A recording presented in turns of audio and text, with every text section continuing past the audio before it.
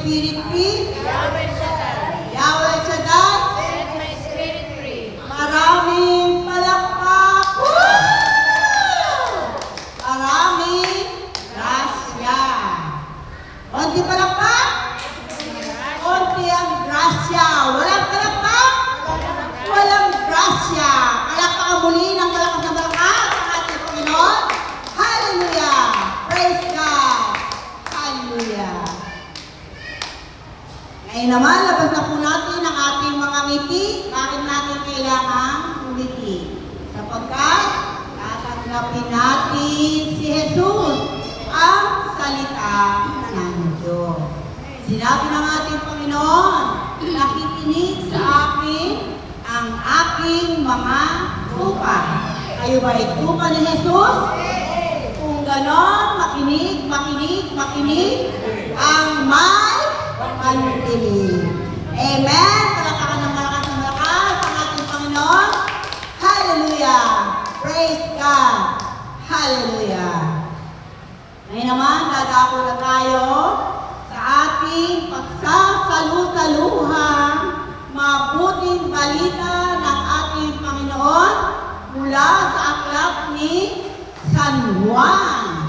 Kabanatang 21,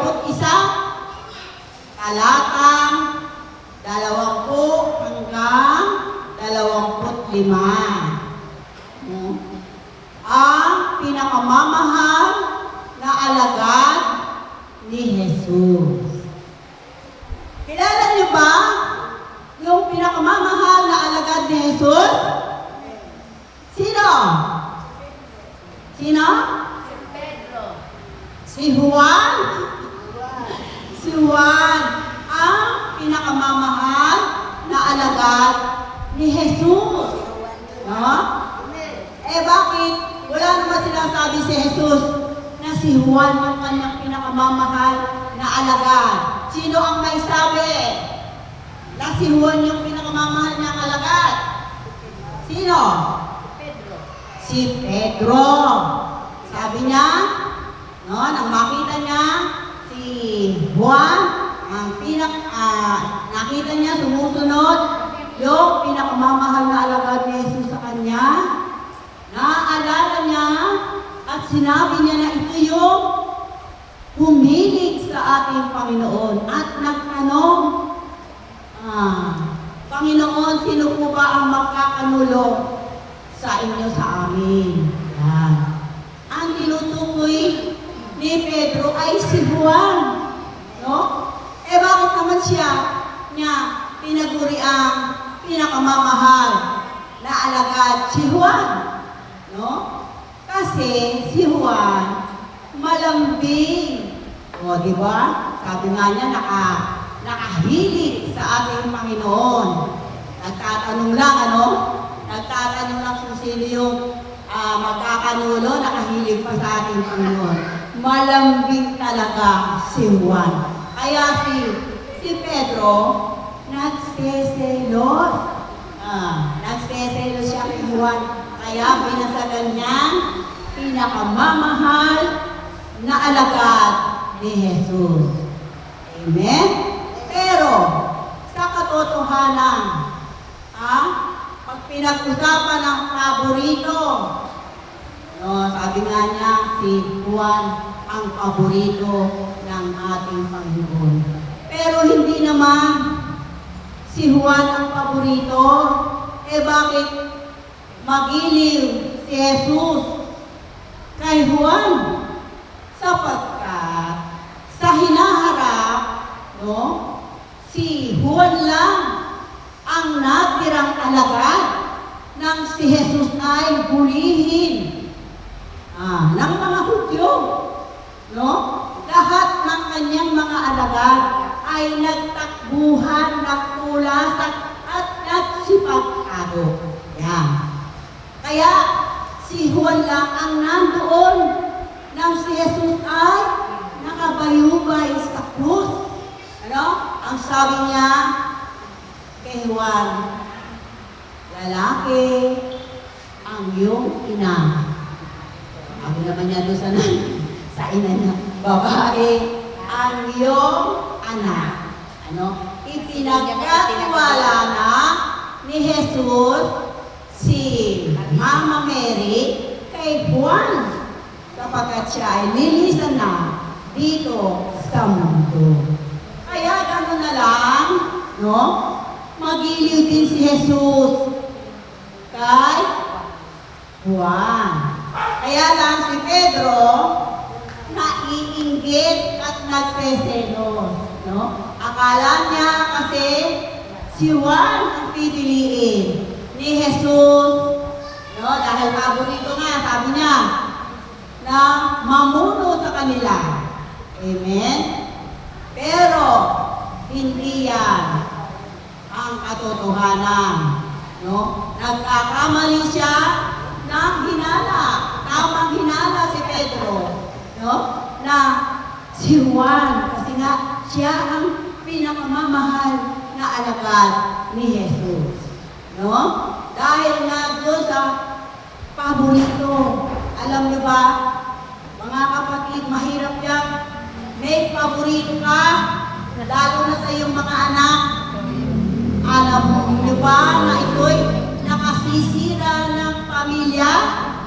Yung paborito, no? Kasi nga, nagkaaway, nagseselos, naiinggit yung mga anak doon sa paboritong anak.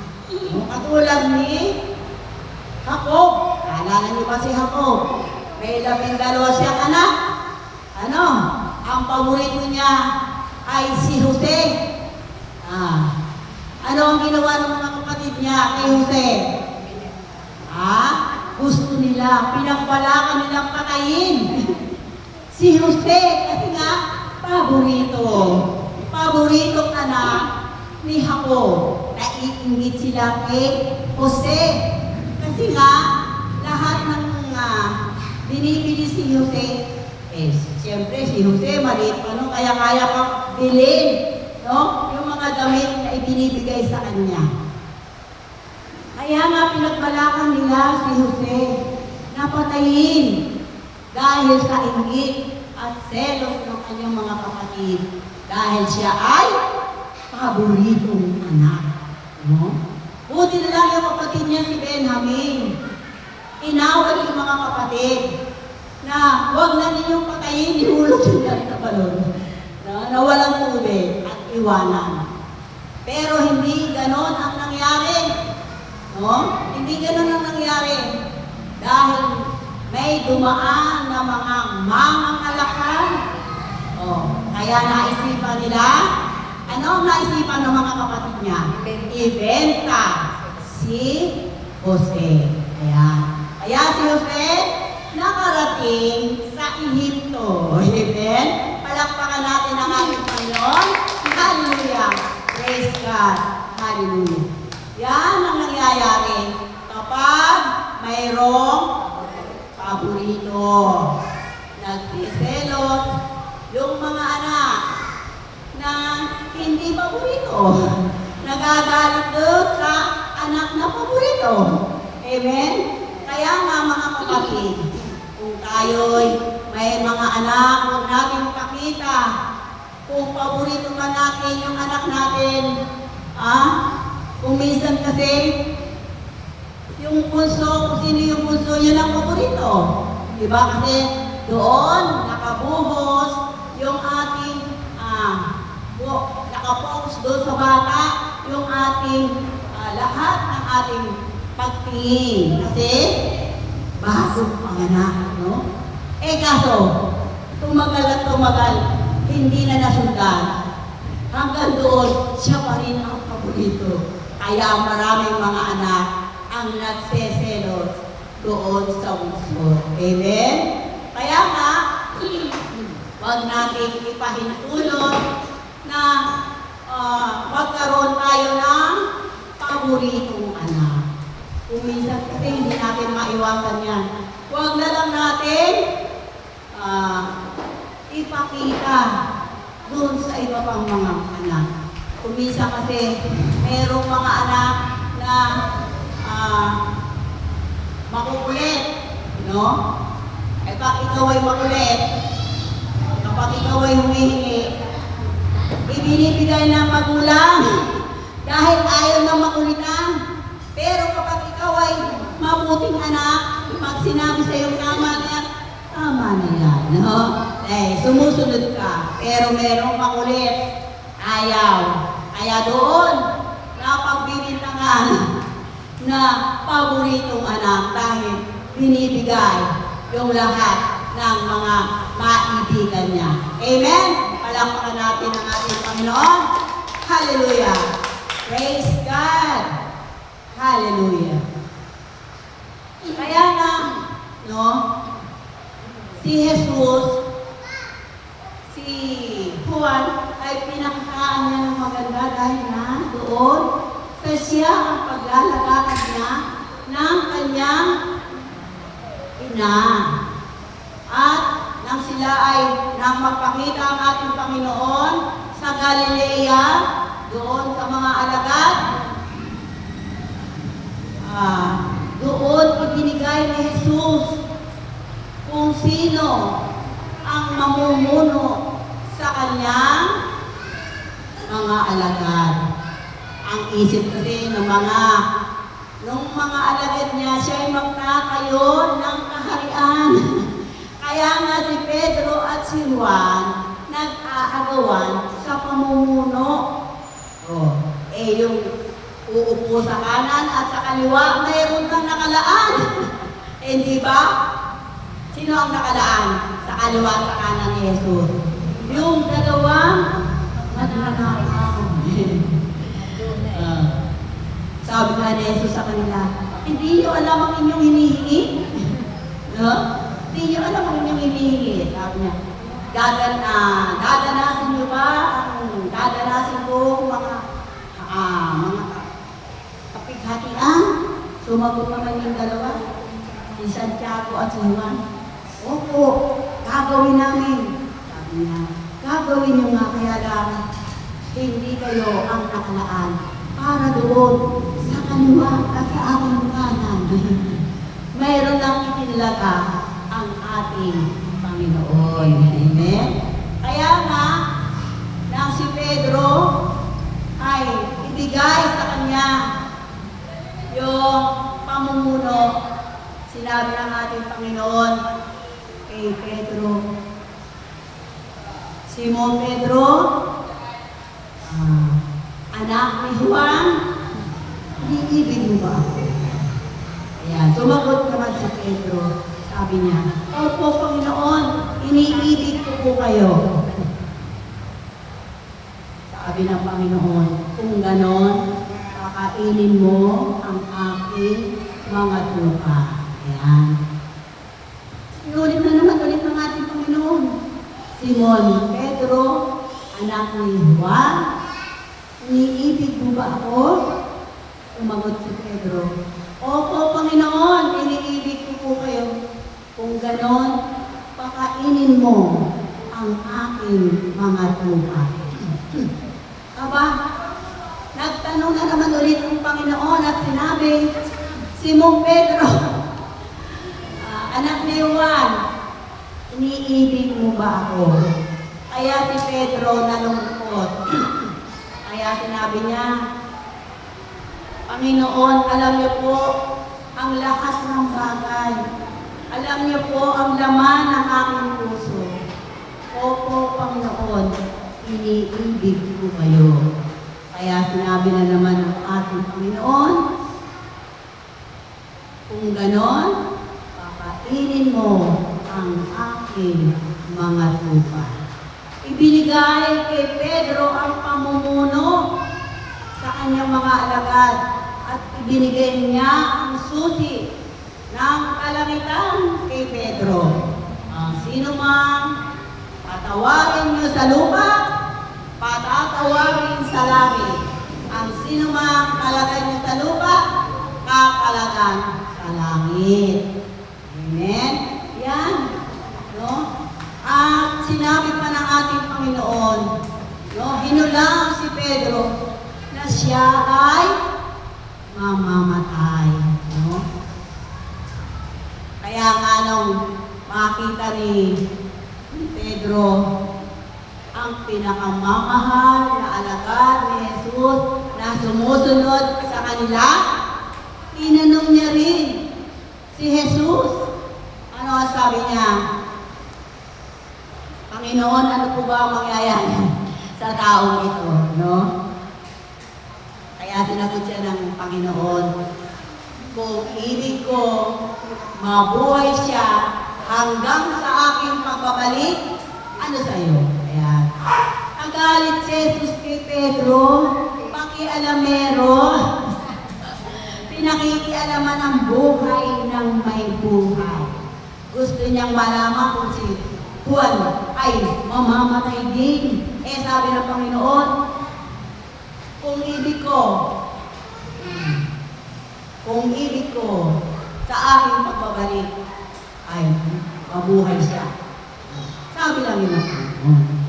Dahil nga, si Pedro ay chismoso. No? Gusto niya lahat malaman. Kasi nga, sinabi sa kanya ang kanyang kamatayan. Ngayon, gusto niya rin malaman ang kamatayan ni Juan. Kaya nga, yung sabi ng ating Panginoon na ni Pedro na yun, pumalat sa mga kapatid at sinabi nila, binalita nila na hindi mamamatay ang taong ito.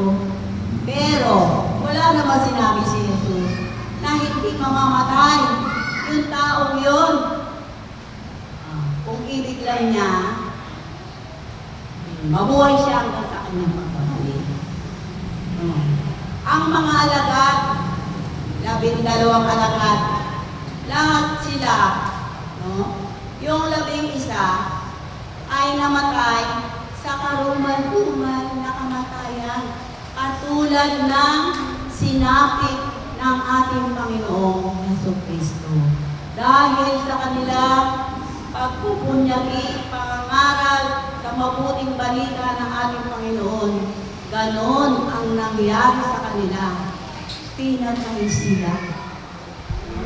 Pero si Juan, siya lang ang natira. Matagal ang buhay ni Juan. Si Juan, na pinatiwala ng ating Panginoon sa kanyang ina, ay umabot pa sa 60 AD. Diba? Siya ang nagsulat. 60 AD yun. Nang isulat niya yung kanyang aklat. Yung aklat ni Juan. Sabi nga ni Juan sa kanyang aklat, marami pang ginawa si Jesus na himala at kababalaghan, ngunit hindi na naisulat. At kung ito'y isusulat, hindi magkakasya, sabi, sa buong daigdig. Ang dami naman. Siguro, maya't maya, naghihimala si Jesus. Kaya, nahirapan sila isulat lahat yung mga ginawang himala at kababalaghan ng ating Panginoong Jesucristo. Kaya nga mga kapatid,